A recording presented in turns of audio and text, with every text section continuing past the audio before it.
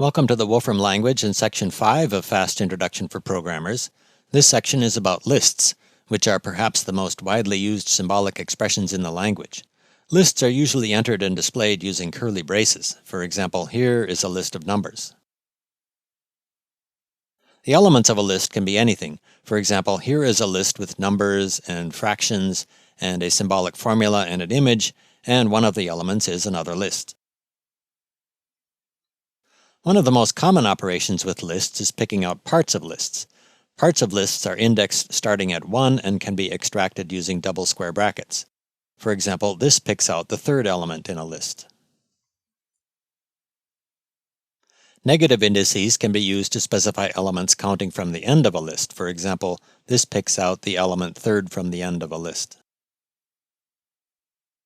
You can also pick out a range of elements. A range of elements can be specified using double semicolons. For example, this picks out elements 2 through 4 in a list. Lists can also be nested, where the elements of a list are other lists. For example, here is a list of lists. This could represent a 3x3 array.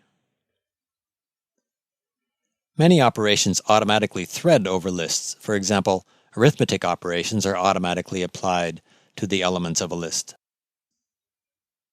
Adding to lists also works if the lists have the same length.